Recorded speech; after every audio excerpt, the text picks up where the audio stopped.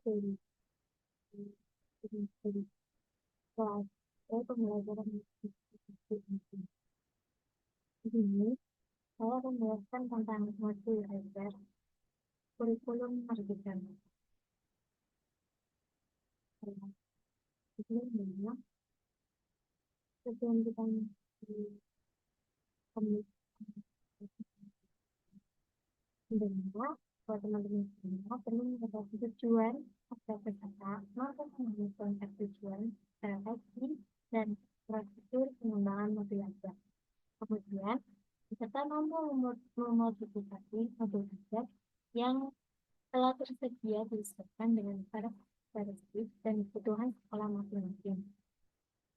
Peserta nanti menentukan asesmen penilaian yang sesuai dari modul ajar yang dimodifikasi, dan peserta mampu mengembangkan cara ajar yang relevan serta menyesuaikan tingkat capaian siswa untuk mendukung pembelajaran pada modul ajar yang dimodifikasi.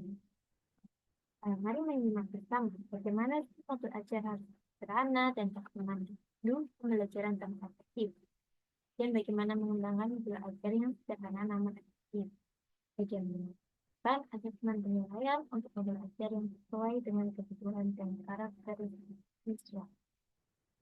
Mengapa modul ajar perlu berpusat pada murid dan memperhatikan perbedaan karakteristik siswa, dan bagaimana memilih dan memodifikasi modul ajar yang sesuai dengan kebutuhan dan karakteristik siswa. Bagaimana juga mengadaptasi modul ajar agar relevan dan sesuai dengan tingkat capaian siswa. Dan bagaimana memilih dan menentukan bahan ajar yang relevan untuk modul ajar. Apa sih yang dimaksud dengan modul ajar itu? Modul ajar itu salah satu perangkat ajar ya yang digunakan untuk merencanakan pembelajaran. Modul ajar ini sama seperti APP pada kurikulum 2013. Namun modul ajar ini memiliki komponen yang lebih lengkap. Modul ajar juga merupakan sebuah dokumen yang berisi tujuan, langkah, dan media pembelajaran serta asesmen yang dibutuhkan dalam satu unit atau topik berdasarkan alur tujuan pembelajaran. Pendidikan itu memiliki keleluasan ya untuk membuat sendiri, memilih, dan memodifikasi modul ajar yang tersedia sesuai dengan konteks, kebutuhan, dan karakteristik peserta. Nah, di sini ada alur penulisan modul ajar.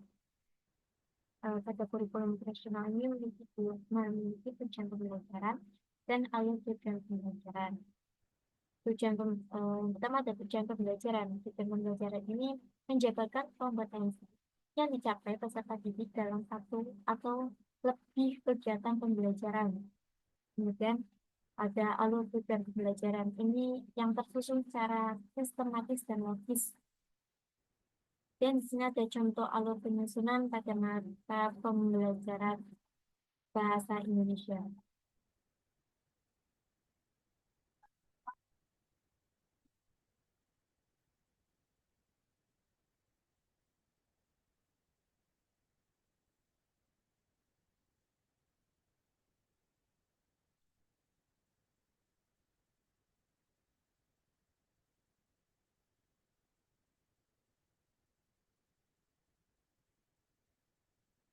Kemudian ada komponen ya, dalam modul ajar ini ada komponen modul ajar lengkap.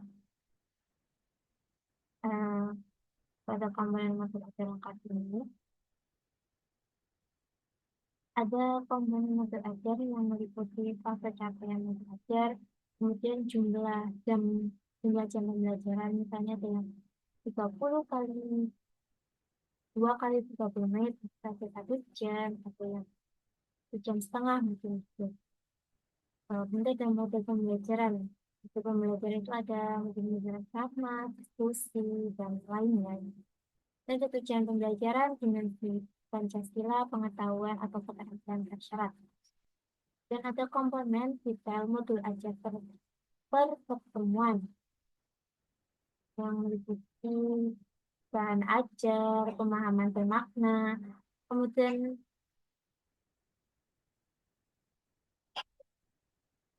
Kemudian di sini ada pertanyaan pemantik, indikator keberhasilan, kemudian asesmen atau penilaian, dan ada sarana prasarana yang disebut aja laptop, proyektor, misal eh, papan tulis dan lain sebagainya. Dan ada rencana kegiatan dan komponen model ajar yang model ajar lengkap yang tersedia lampiran. Lampiran ini berisi ada lampiran ini meliputi lembar aktivitas, kemudian ada rubrik penilaian, terus bahan ajar lain yang relevan. Kemudian ada komponen modul ajar. Jadi ada komponen modul ajar lengkap, dan ini ada komponen modul ajar secara umum.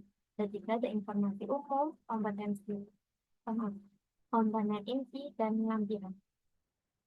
Nah, yang pertama ada informasi umum. Informasi umum ini meliputi ada identitas sekolah, terus kompetensi awal, terus ada profil pelajar mahasiswa, sarana dan prasarana, target peserta didik, dan model pembelajaran yang digunakan. Dan komponen kedua adalah komponen inti. Komponen inti ini yang lebih inti ya, yang dari kegiatannya. Yang dalam ada meliputi tujuan pembelajaran, kemudian pemahaman bermakna, pertanyaan pemantik, persiapan pembelajaran, kegiatan pembelajaran, terus ada asesmen, penilaian atau penilaian, dan pengayaan dan remedial, kemudian refleksi peserta didik dan guru. Komponen yang ketiga adalah lampiran. Komponen lampiran ini biasanya itu terisi ada lembar kerja peserta didik LKPD. LKPD itu lembaran soal-soal. Kemudian setelah selain LKPD ada bahan bacaan guru dan peserta didik. Ada glosarium dan daftar.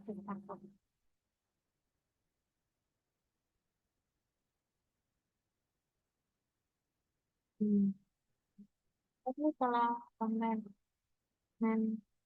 modul ajar lengkap, kemudian komponen modul secara umum, ada juga komponen modul ajar yang wajib. Dengan alur tujuan pembelajaran menjadi dasar pendidik untuk menyusun perencanaan pembelajaran atau modul ajar. Pendidik ini memiliki keluasan untuk mengembangkan modul ajar sendiri. Nah, di sini guru ya. Guru itu memiliki kebebasan untuk untuk mengembangkan modul ajar sendiri, memilih dan memodifikasi modul ajar yang tersedia sesuai konteks, tujuan, dan karakteristik. Nah, secara umum, ini dibagi menjadi tiga komponen. Pertama ada tujuan pembelajaran, yang kedua ada langkah-langkah pembelajaran atau kegiatan pembelajaran. Kemudian yang ketiga ada asesmen pembelajaran. Seorang guru ini diperbolehkan apabila apabila ingin mengembangkan modul ajar dengan komponen-komponen tambahan di luar komponen wajib. Ya. Jadi mereka boleh mengembangkan modul ajar yang mengembangkan modul ajar dengan komponen-komponen tambahan di luar komponen wajib. Nah, ada acuan teknik modifikasi modul ajar dalam jadi guru dalam teknik modifikasi modul ajar ada acuannya. Pertama dengan menetapkan tujuan pembelajaran. Nah, menetapkan tujuan pembelajaran belajar berdasarkan JP atau ATP sesuai karakteristik murid, kurikulum, dan profil pelajar mahasiswa. Kemudian yang kedua ada menyusun desain pembelajaran, melaksanakan dan merefleksikan kegiatan pembelajaran yang efektif. Yang ketiga, proses pembelajaran mendukung perkembangan potensi dan karakteristik peserta didik secara holistik. Yang kelima, yang keempat ada pembelajaran yang dirancang sesuai konteks, lingkungan, dan budaya peserta didik serta melibatkan orang tua dan masyarakat sebagai mitra. Pembelajaran kelima, pembelajaran berorientasi pada masa depan yang berkelanjutan. Ada hal yang diperhatikan saat memilih modul ajar itu notifikasi. Dalam memilih modul ajar untuk dimodifikasi itu, hal yang perlu diperhatikan ini pertanyaannya adalah, apakah selaras dengan rencana yang sudah dibuat saat ini? Oke, itu adalah apakah cocok dengan kondisi dan karakteristik murid? Apakah sarana dan prasarana tersedia di sekolah? Kemudian adakah yang perlu atau bisa dimodifikasi? Jadi dalam harus selaras, yang sama selaras dengan rencana yang sudah dibuat saat ini. Nah,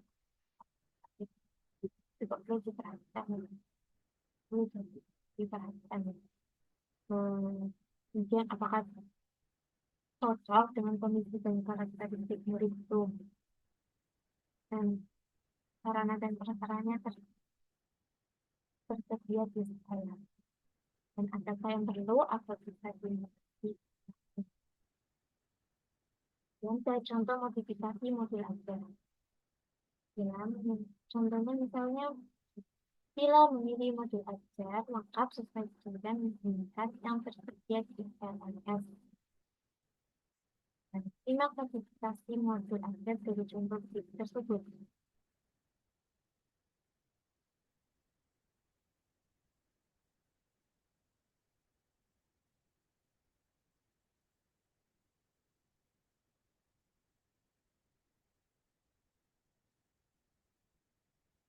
Dan contoh yang saya ambilkan bukan contoh aku. Peserta diperbolehkan untuk membuat modifikasi modul ajar sesuai dengan karakteristik, konteks, dan tujuan di kelas. Struktur wajib dalam modul ajar adalah tujuan pembelajaran, langkah-langkah pembelajaran, atau kegiatan pembelajaran, dan asesmen pembelajaran. Pendidik diperbolehkan apabila ingin menambah komponen lain. Nah, di sini ada paradigma assessment. Ada paradigma assessment ini ada penerapan pola pikir bertumbuh. Kemudian paradigma assessment ini yang harus diperhatikan dalam melakukan assessment. Itu ada penerapan pola pikir bertumbuh, kemudian terpadu di mana asesmen mencakup kompetensi pada ranah sikap, pengetahuan, dan keterampilan yang saling terkait. Kemudian ada keleluasan dalam menentukan kriteria tercapainya tujuan pembelajaran.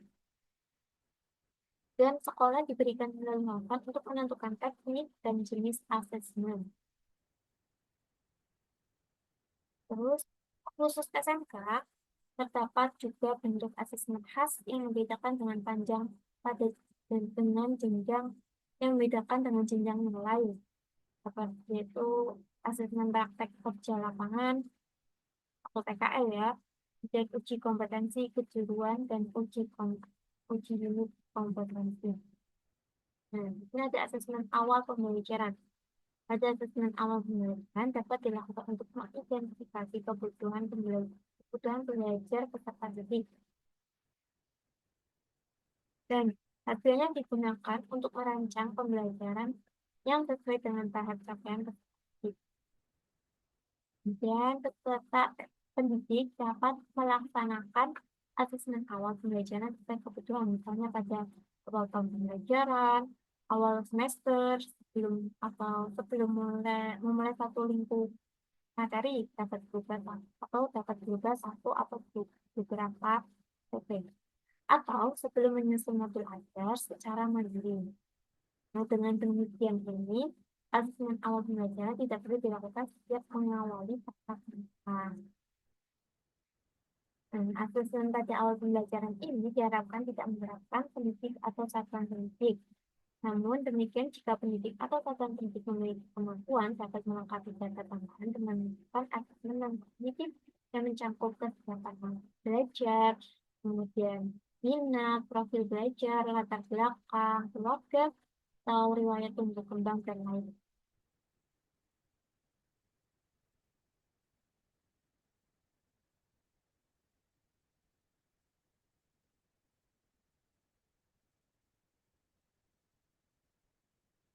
Dan ada asesmen pembelajaran. Apa sih asesmen pembelajaran itu? Nah, apa sih asesmen itu? Asesmen merupakan bagian terpadu dari proses pembelajaran ini yang proses pembelajaran memfasilitasi pembelajaran dan menyediakan informasi yang holistik sebagai umpan balik ya untuk pendidik atau guru, kemudian untuk peserta didik dan orang tua. Agar apa? Agar dapat membantu mereka dalam menentukan strategi pembelajaran selanjutnya. Kemudian, asesmen ini dirancang dan dilakukan sesuai dengan fungsi asesmen tersebut dengan keleluasan untuk menentukan teknik dan waktu pelaksanaan asesmen agar efektif mencapai tujuan pembelajaran. Asesmen ini dirancang secara adil ya, terus proporsional, valid, dan dapat dipercaya atau reliable untuk menjelaskan kemajuan belajar dan menentukan keputusan tentang langkah selanjutnya dan laporan kemajuan belajar ini dan pencapaian peserta ini bersifat sederhana dan informatif, kemudian memberikan informasi yang bermanfaat tentang karakter dan kompetensi yang dicapai serta strategi tindak lanjutnya. Nah, hasil asesmen ini tuh digunakan oleh peserta didik, peneliti, kemudian tenaga pendidikan, dan orang tua. Sebagai apa? Sebagai bahan refleksi untuk meningkatkan mutu pembelajaran. Alur asesmen ini untuk apa aja? Untuk dengan apa aja? Dengan menentukan tujuan pembelajaran atau sesuai alur atau sesuai alur perkembangan dimensi.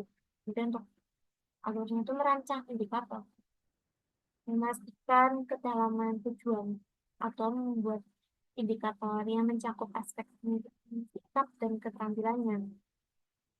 Kemudian menyusun strategi asesmen, eh, kemudian menyiapkan alat ukur atau instrumennya atau tujuan, dan lalu menyiapkan instruksi atau panduan untuk murid seperti lembar kerja itu, lembar kerja, lembar kerja kertas. Kemudian mengelola hasil asesmen dan bukti pencapaian peserta didik untuk membuat inferensi atau kesimpulan mengenai pencapaian peserta didik terhadap tujuan pembelajaran. Kemudian menyusun rapor. Nah, ada acuan yang digunakan untuk melaksanakan asesmen pembelajaran.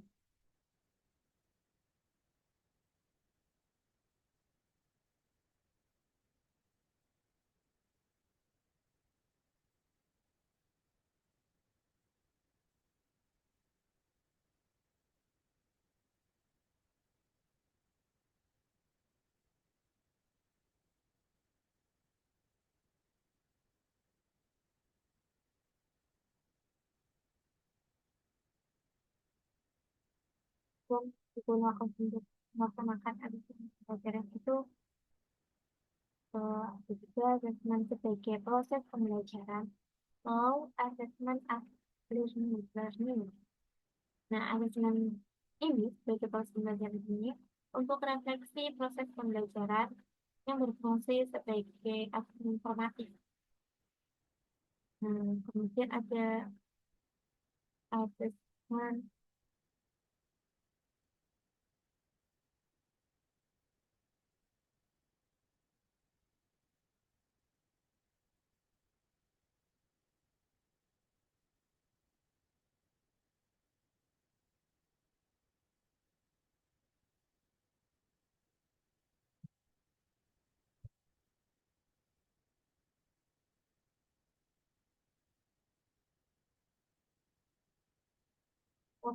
yang untuk memberikan informasi atau umpan balik bagi peserta didik dan pendidik untuk memperbaiki prestasi belajar.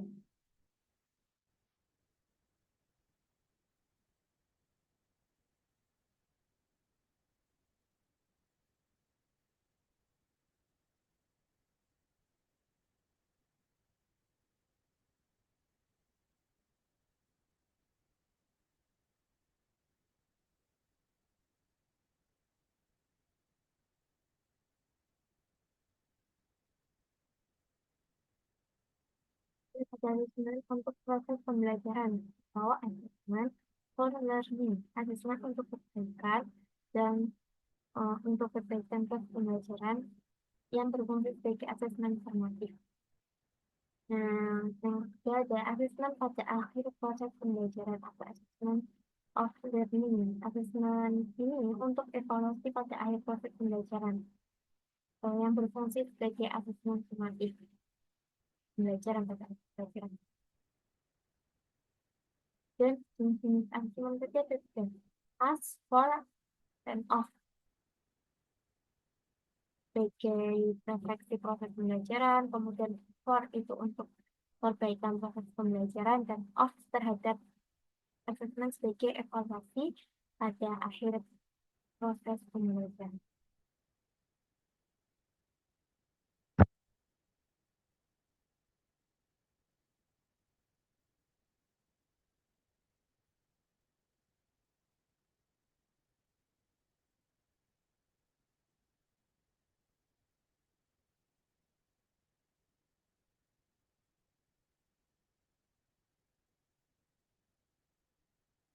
Ini ada contoh bentuk asesmen formatif dan sumatif. Bentuk asesmen formatif dan sumatif ini diskusi atau diskusi kelas, drama, presentasi, fokus, dan tulisan. Diskusi kelas ini yang untuk mengembangkan komunikasi, interaksi antar siswa gitu. Itu semuanya berdiskusi.